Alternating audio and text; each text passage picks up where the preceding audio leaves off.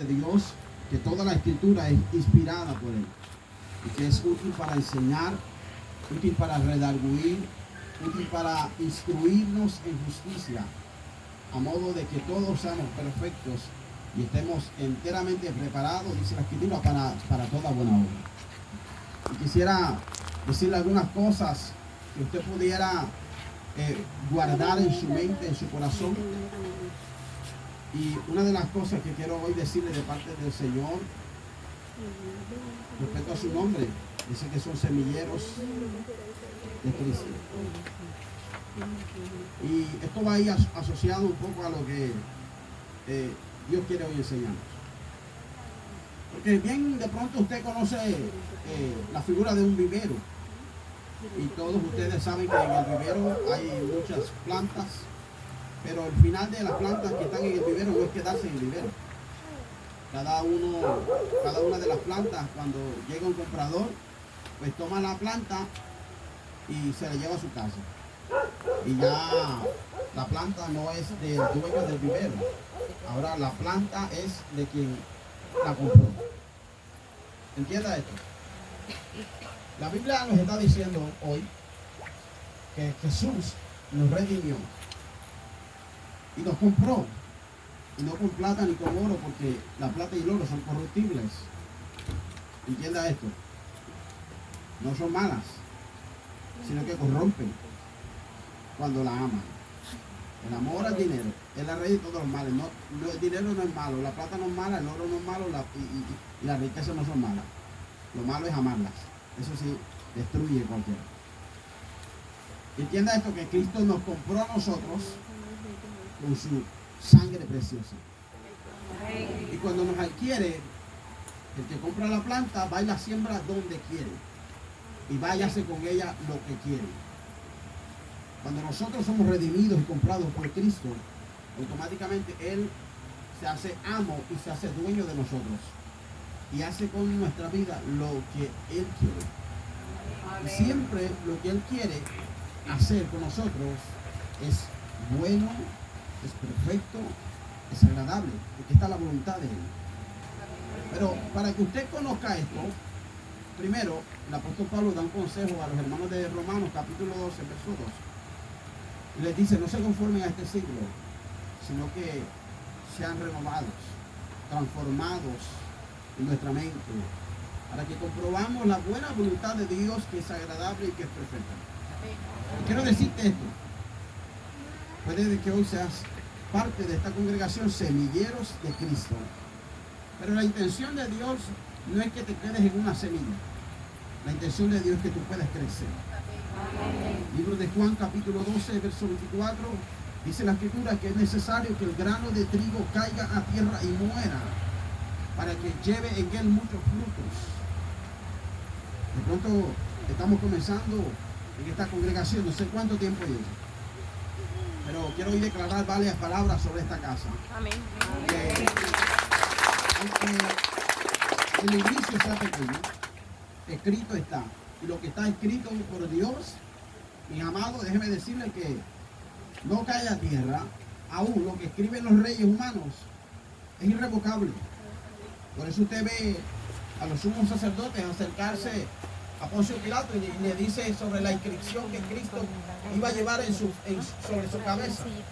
Ellos dijeron: ¿por qué no escribes? Aquí muere el que se dice ser el rey de los judíos.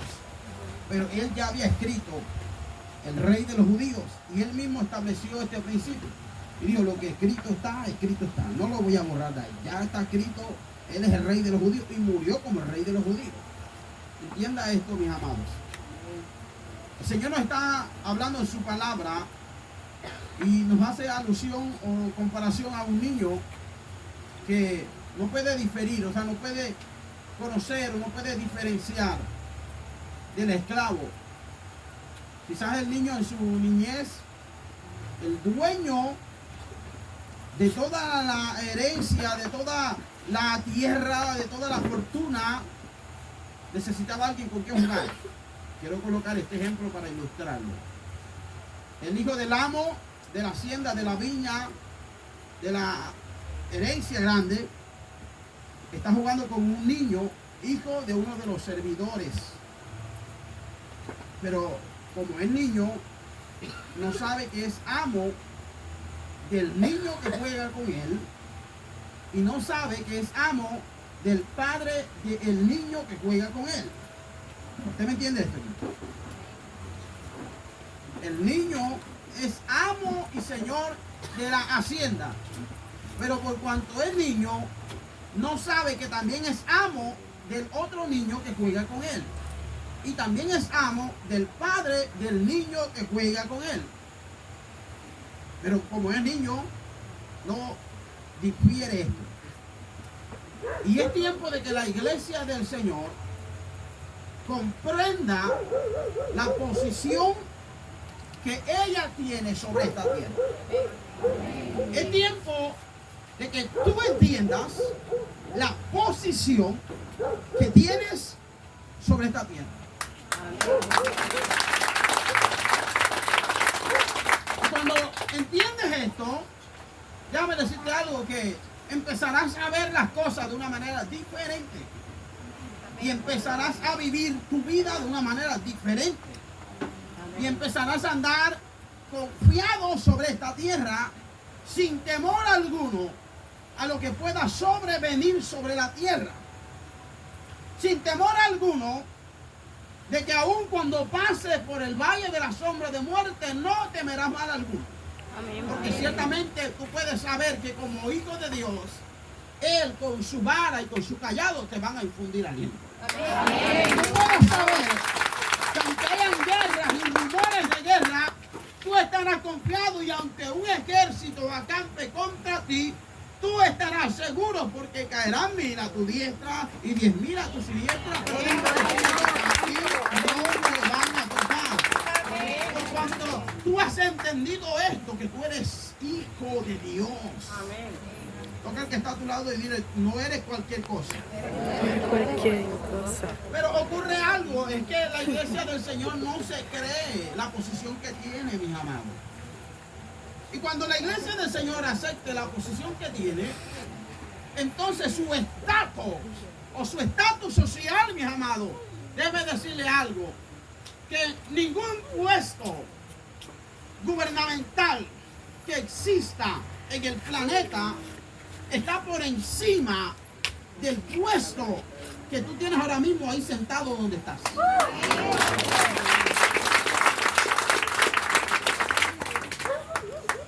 Hace unos meses Dios me permitió estar en el Senado, estuve allí en el Senado de la República.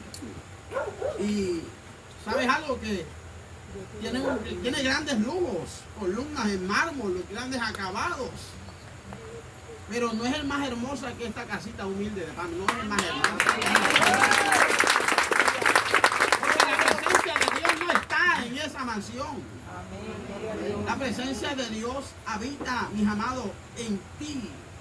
Cuando tú entiendes esto, mis amados, déjame decirte algo, que aún tu forma de caminar va a andar, y no llena de orgullo, como muchos que de pronto tú conoces.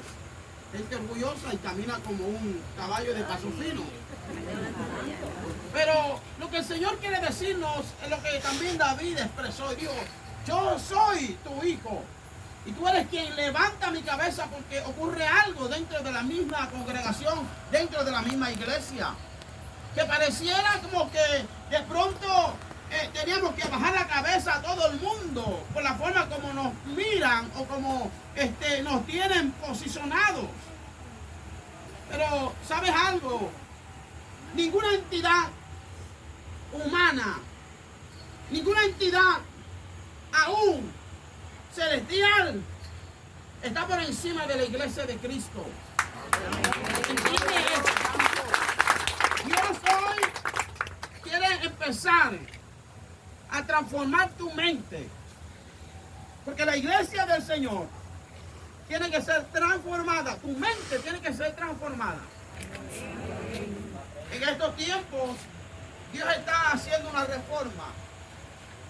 reforma en las congregaciones, una reforma donde muchas cosas erróneas serán quitadas, y donde La verdadera doctrina del Padre será establecida por el Espíritu Santo. Entienda esto, por favor. Dios envía a su Hijo para traer libertad a un pueblo que venía siendo esclavizado. La Biblia habla sobre un niño y un esclavo. A la verdad, el esclavo está sometido o subyugado de su amo, de su señor.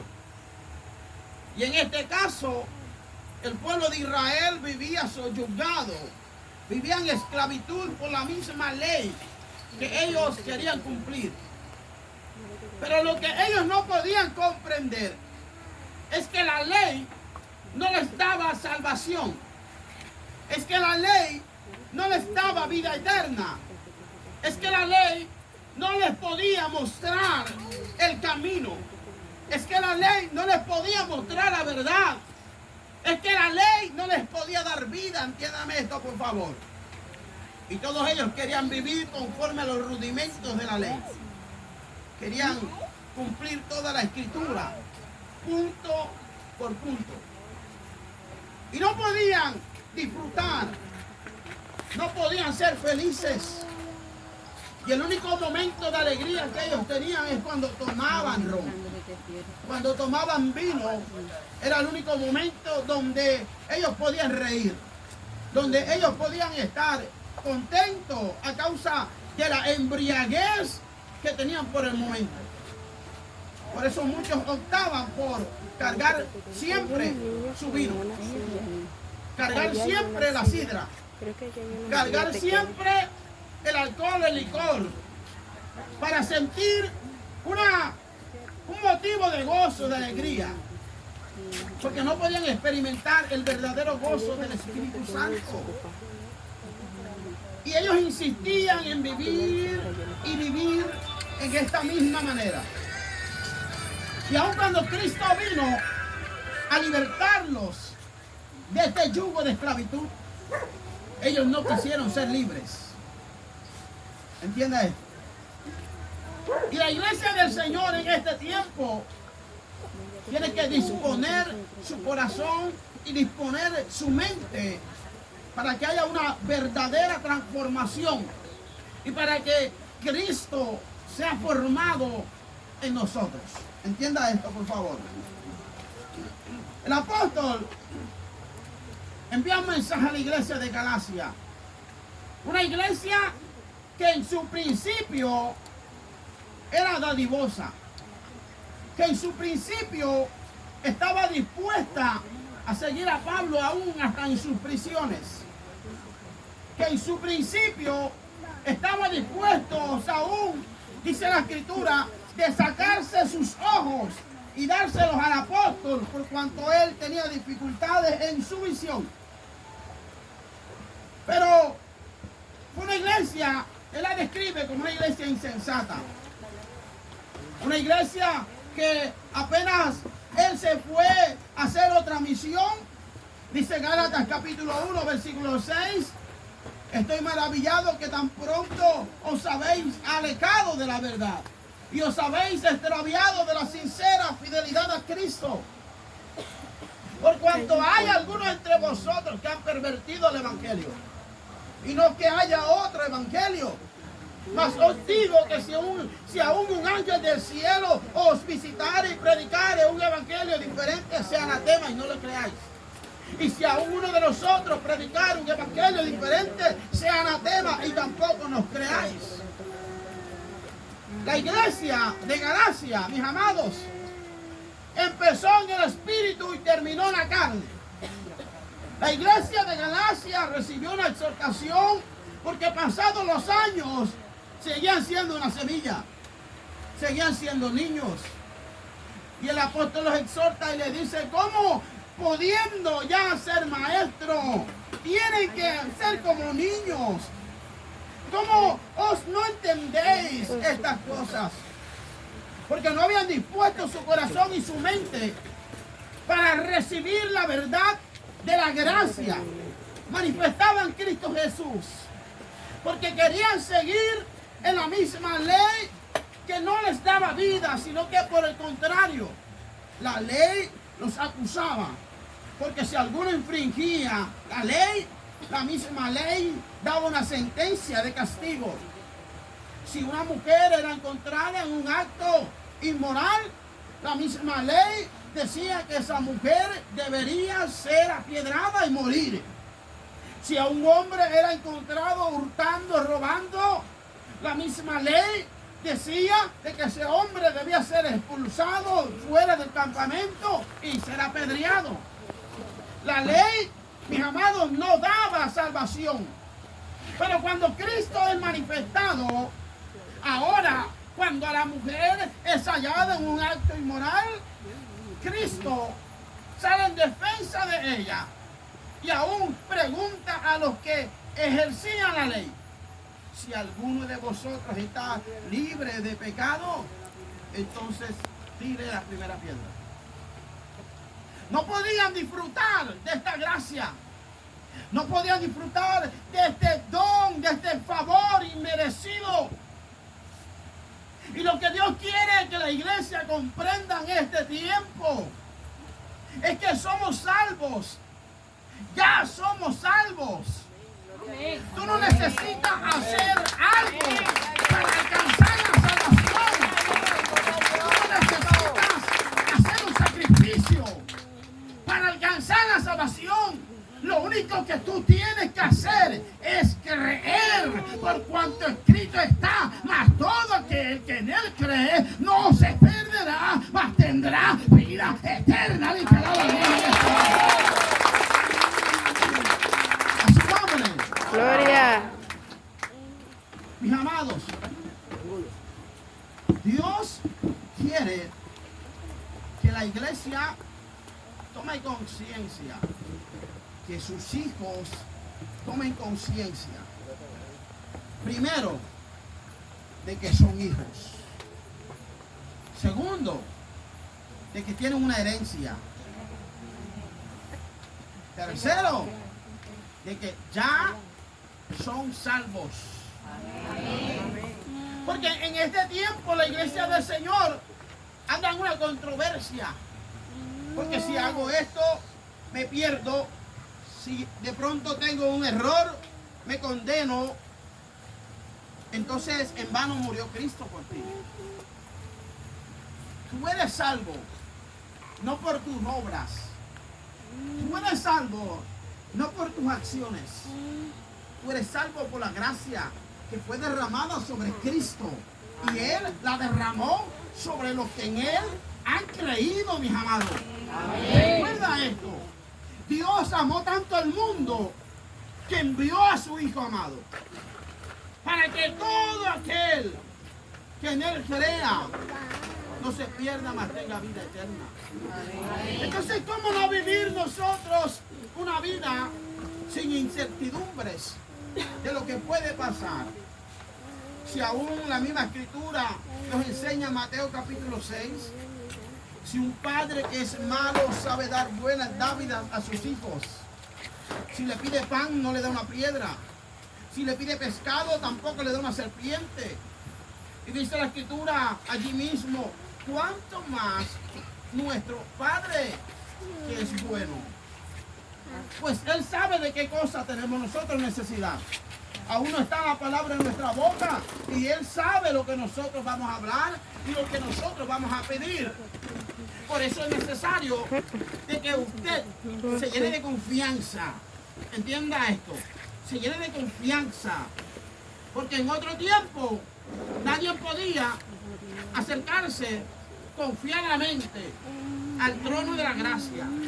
Porque en el trono de la gracia todo el que se acercaba en pecado o que pecaba antes de acercarse, dice la misma escritura que moría irreprensiblemente. Y nadie se quería acercar, todos huían de Dios. Porque tenían el concepto de que el Señor los iba a consumir. Y que el Señor los iba a arrancar de toda la tierra. Pero Jesús, en el libro de Hebreos capítulo 4, versos 15 y 16, nos habla claramente y nos dice: acérquense Acérquense pues confiadamente al trono de la gracia para que encuentren misericordia y hallen la gracia para el oportuno socorro. Lo que Dios quiere primeramente es que su pueblo tenga plena confianza de que no va a ser consumido. Amén. Porque escrito está, y tenemos un sumo sacerdote, el cual puede compadecerse de todas nuestras debilidades. Uno que fue tentado en todo según nuestras semejanzas, pero sin pecado. Uno que nos invita a venir a Él. Por eso está escrito que es necesario que el que se acerca a Dios crea. Entiéndame esto, por favor. Es necesario que el que se acerca a Dios crea que le hay. O sea, crea que lo va a encontrar. Porque Él es galardonador de todos los que le buscan. Entiéndame esto, por favor, mamá. Hay gente que ora a Dios con una inseguridad. Que ora a Dios y quizás en su expresión hacia Él pondrán en duda si tú puedes hacerlo. Si tú, Señor, ves, hermano, un hijo no tiene necesidad de decirle al padre lo que necesita, porque el padre, que es bueno, sabe lo que su hijo necesita. Amén. Pero como hijos tenemos una herencia y empezamos a gozar de unos favores como hijos. Pero los hijos no solamente tienen favores, también tienen deberes, también tienen responsabilidades. Y quisiera que hoy usted pudiera entender esto. Primero, se vaya de este lugar con la certeza, con la plena convicción de que si usted aceptó a Jesús, usted es hijo de Dios. Y si hay alguien en este lugar que no haya aceptado a Jesús, hoy quiero presentárselo. Porque escrito está, libro de Juan capítulo 1, versículo 11, versículo 12. A los suyos vino, mas los suyos no le recibieron. Pero todo aquel que le recibió y el que cree en su nombre, entonces le dio la potestad de ser llamado hijo de Dios. Si hay alguien aquí que quisiera hoy aceptar a Jesús como su Señor y su Salvador, para empezar a disfrutar de los beneficios que tienen los hijos de Dios sobre esta tierra, hoy es el día indicado de tu salvación. Hoy es el día indicado en el que tu nombre puede ser escrito en el libro que está, aleluya, que está en los cielos. Hoy es un día maravilloso para que tú puedas alcanzar la salvación. Y sabiendo esto de que somos hijos, empezamos ahora a saber algo, de que tenemos una herencia. Y lo más bueno es que la herencia que tenemos es incorruptible. De pronto usted conocerá alguna historia de alguien que recibió una gran herencia, pero la malgastó. Ese fue el caso del hijo pródigo. Se acercó donde su padre y le dijo: entrégame los bienes que a mí como hijo tuyo me corresponde.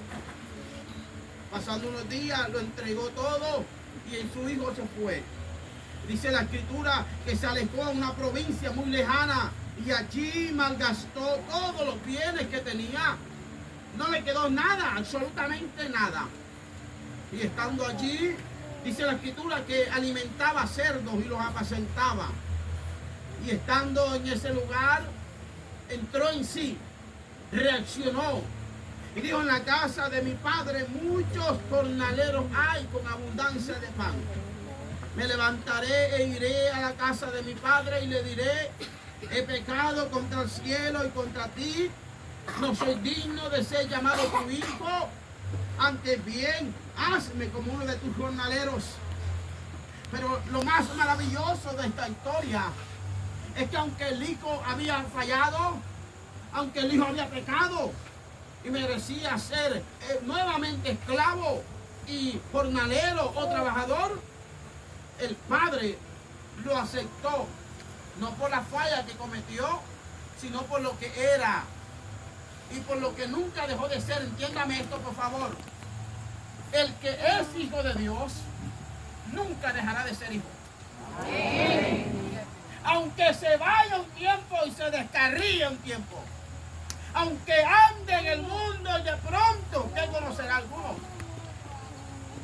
Yo pude conocer a varios que se fueron, volvieron atrás. Pero el que es llamado por Dios, aunque se vaya atrás, tarde o temprano, va a volver a la casa de su padre.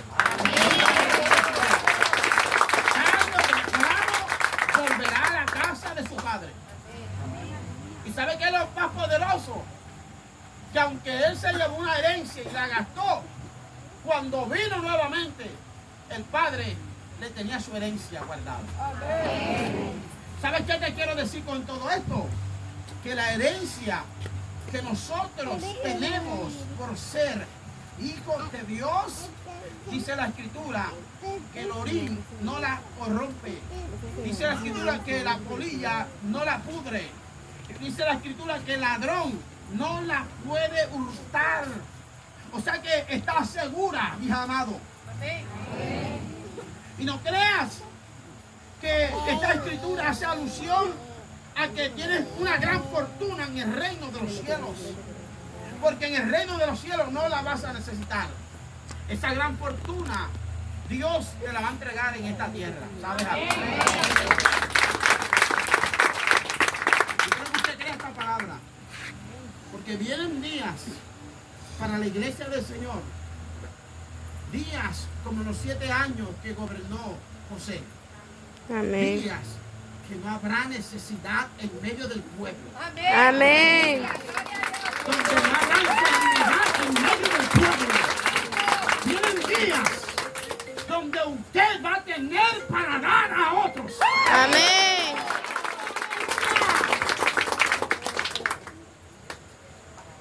Mis amados, pero para empezar a disfrutar eso, hay que dejar de ser niños. Porque el niño no disfruta en nada de la herencia. El niño está solamente distraído en el juego. Porque eso es lo que quiere hacer el niño, seguir jugando. Y Dios quiere que tu mentalidad empiece a cambiar. Amén. Y que no estés distraído en los rudimentos del mundo. Y que no estés distraído en las cosas que ofrece el mundo. Recuerda que el mundo y sus placeres son pasajeros. Pero los que hacen la voluntad de Dios, dice la Escritura, que estos serán como el monte de Sión, que no se moverán, sino que van a permanecer para siempre. Entiéndame esto, por favor. Amén. Para empezar a disfrutar de esta herencia en esta tierra, primeramente hay que cambiar la mentalidad. Y la mentalidad de nosotros los cristianos, ¿sabes algo? Ha sido cambiada por los mismos cristianos. Porque nos han enseñado o adoctrinado un sinnúmero de cosas y nosotros creíamos que era cierta. Por ejemplo, nos han dicho que la política es pecado. Nos han dicho que la universidad es pecado. Nos han dicho, mi amado, que los negocios son pecados. Y por ahí hay una lista bien larga de todo lo que nos pudieron decir. Pero usted ve en estos tiempos que todos los que están gobernando el país, unos son ateos, otros son homosexuales, otros son lesbianas, otros son pedófilos, otros son asesinos, otros son guerrilleros. Y la iglesia del Señor no ha cambiado su mentalidad, porque sigue pensando de esta misma manera. Por favor, escrito está en el libro de Proverbios capítulo 11 que cuando el justo gobierne, el pueblo se va, escúcheme bien, se va a alegrar. Amén. Yo no estoy haciéndole política aquí a ninguno, mis amados, pero la iglesia del Señor está llamada a esto desde el primer día en que Dios hizo a Adán. Le dijo, sochuca la tierra, señoréate de ella, multiplícate y ten dominio sobre todo lo que yo hice. Y esa orden no ha cambiado, porque cuando hubo el diluvio, Noé recibió las mismas instrucciones: sochuca la tierra, señoréate, multiplícate y toma dominio de todo lo que yo he creado. Cuando Abraham, fue la misma orden que recibió. Cuando Jesús subió a los cielos, ¿saben qué dijo? Toda potestad me es dada a mí, tanto los cielos como la tierra, como las aguas debajo de la tierra. Por tanto, vayan con esa potestad, hagan discípulos a todas las naciones, vayan y prediquen el evangelio a toda criatura, a tiempo y fuera de tiempo, vayan hasta los confines de la tierra y yo estaré con ustedes hasta el fin del mundo. La palabra no ha cambiado, sigue siendo la misma. Dios para su iglesia es que la iglesia de Dios convierte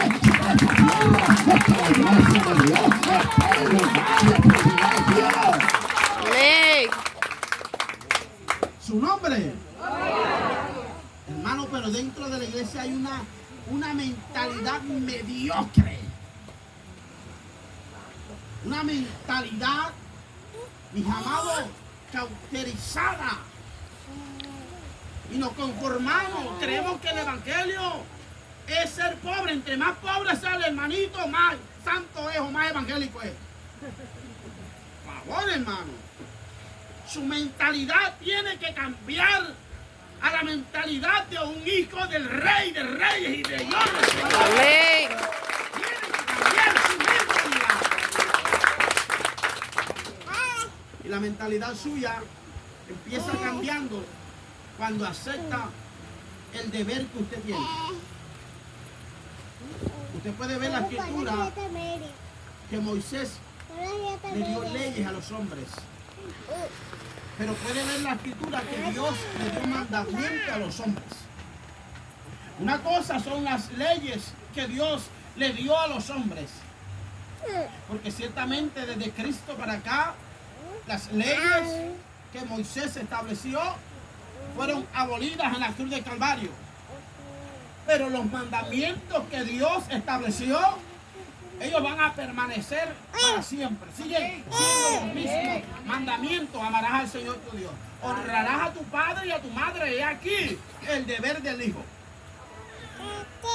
Porque todos los mandamientos son a nivel general. Amas a Dios es para todo el mundo. Pero cuando te dice honra a tu padre y a tu madre, ese mandamiento es solo para los hijos. A su nombre, iglesia. Gloria. Y es aquí donde el pueblo de Dios debe de empezar a obedecer. Porque ciertamente es el único mandamiento que tiene una promesa.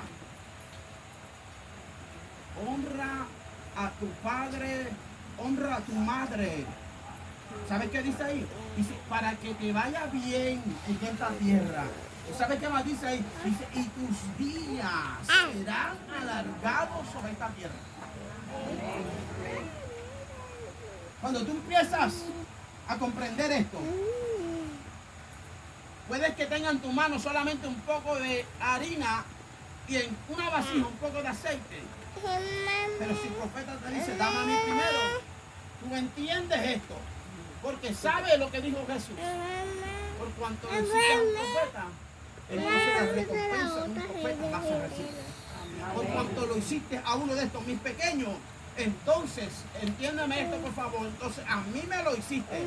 De cierto os digo que ni aún un vaso de agua fría quedará sin recompensa. Amén. Esta es la mentalidad que Dios quiere que su pueblo entienda. Porque es que hay una mentalidad que nos han sembrado y nos han sembrado y nos han sembrado. Y es la mentalidad de que el que da a pedir se queda. Mis amados, el pueblo de Dios no puede escatimar para cumplir esta ordenanza y este deber. Porque si ya Él te dio a ti la salvación, si ya Él te dio a ti la vida eterna, si ya Él te dio a ti la herencia incorruptible en los cielos, si ya Él te dio a ti el mayor título, no un doctorado ni especializaciones en Harvard, no es una maestría, ni tampoco unos diplomas colgados en la pared. El mayor título que tú puedes tener es ser hijo de Dios. Amén. Mis amados, ¿cómo nosotros pagamos eso? Si aún escrito está de que a nuestros padres terrenales no podemos nosotros aún recompensar. A nuestra madre por engendrarnos, a nuestro padre por criarnos o por formarnos o por introducirnos en nuestra madre. Entonces, ¿qué podemos hacer nosotros como hijos para honrar a Dios? Si Él no escatimó a su propio hijo, no lo escatimó. Y Jesús, siendo el Hijo de Dios, el unigénito, el único en ese momento, el unigénito, se despojó de sí mismo y no le importó el ser igual a Dios, ni tampoco lo tuvo como algo que aferrarse, Filipenses 2, sino que se despojó, se hizo obediente hasta la muerte y muerte en la cruz, por lo cual el Padre lo exaltó hasta lo sumo y le dio un nombre que es sobre todo nombre, para que en el nombre de Jesús el Cristo se doble toda rodilla de lo que está arriba en los cielos, de lo que está en la tierra, de lo que está en las aguas debajo de la tierra, para que toda lengua confiese que Él es el Señor. Alabado sea el nombre de Cristo y para la gloria de Dios Padre. Es ahí donde la iglesia del Señor se convierte en solícita, en el que está siempre atento. ¿Será que si aquí hay algún culto y dijera la pastora, hoy no voy a reconocer? ¿Será que algún hermano se acerque y dice, pastora, ¿y qué pasa? Yo traje una ofrenda y no reconozco. Eso puede pasar con alguno de la congregación, que se le haga extraño de que no hubo un momento de pasar por la ofrenda, pero no quiere devolverse, no quiere irse, llevarse su ofrenda de regreso, porque él trajo una ofrenda para honrar a su Dios. Y esta es la mentalidad que hay que sacar, una mente reprobada, donde muchos no honran a Dios porque dicen que el diezmo, que la ofrenda o que la primicia es para el pastor. ¿Entiendes? Si tú quieres honrar a Dios, ¿qué crees? ¿Que tu diezmo se lo vas a mandar por Neki? ¿O que tu diezmo se lo vas a mandar por David Plata? ¿O que vas a ir a un cohete y llevarle diezmo tuyo? Hermano, Él estableció un orden y dijo, trae todo el diezmo y la ofrenda, tráigalo a la poli. Pastora, compró una poli más grande. Ok, ya se lo toque. Bien grande. Porque esta gente va a ser tan prosperada, mi hermano, ustedes van a ser tan prosperados.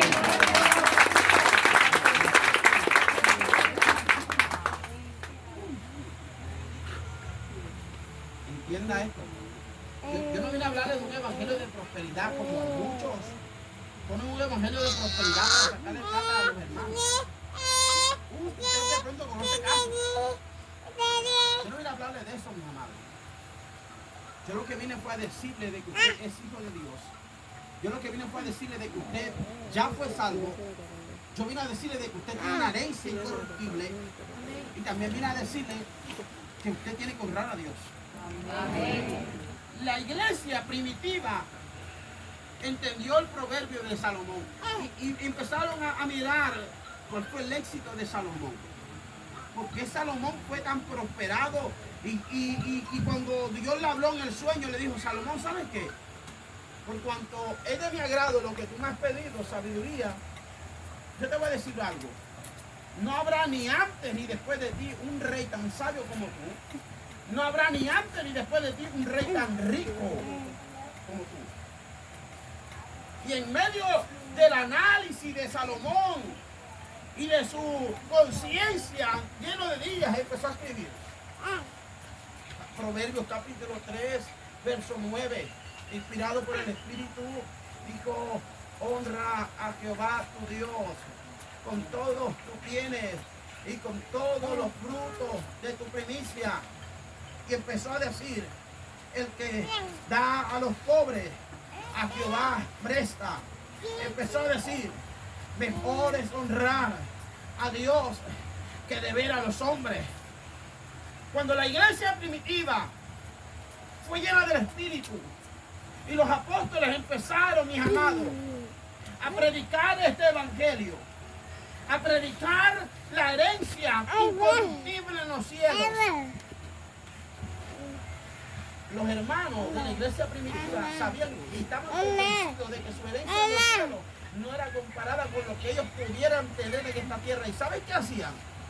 Vendían sus casas y lo que recogían por la venta de su casa la llevaban a los pies de los apóstoles. Y dice la Biblia, en el libro de Hechos capítulo 2, usted puede leerlo, que los apóstoles recibían la heredad, la herencia, la plata, lo que quiera usted juntarle.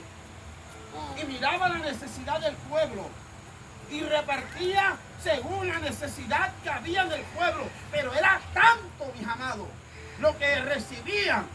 Dice la Biblia que no había necesidad en el pueblo. Y hacían el bien tanto con los de adentro y empezaban a hacer obras sociales allá afuera. Porque es que la iglesia del Señor no solamente es predicar, predicar y predicar. Usted ve a Jesús multiplicando panes. Usted ve a Jesús sanando enfermos. Usted ve a Jesús haciendo obras sociales. La iglesia del Señor está llamada también a mostrar esa misericordia. Pero muchos queremos hacerlo, pero decimos que no hay recursos. Y siempre ponemos este obstáculo. No hay. Y si sigue pensando así, nunca va a haber. Porque cuando llega el momento de honrar a Dios, tú pones en un lado el gas, el agua, la luz, el plan de tu lista de deudas, el arriendo. Y dice, Señor, no me quedo, Señor. Es que si yo te doy a ti el diezmo, si yo saco estos 200,000 pesos para darte el diezmo a ti, Señor, yo no como. Cuando duras 4 o 5 meses sin trabajo, ¿cómo comes? ¿Acaso no es Él que te sostiene? Amén. ¿Acaso no es Él que cada día, mis amados, lleva la provisión a tu casa? ¿Acaso no es Él quien te sustenta? Pues Él es quien lo hace con nosotros, los hijos de Él, mis amados. Entonces es el momento en el que la iglesia del Señor empiece, mis amados, a despojarse. Esto es una charla psicológica. Mis amados, esta es la escritura del Dios Altísimo. Y su palabra nos dice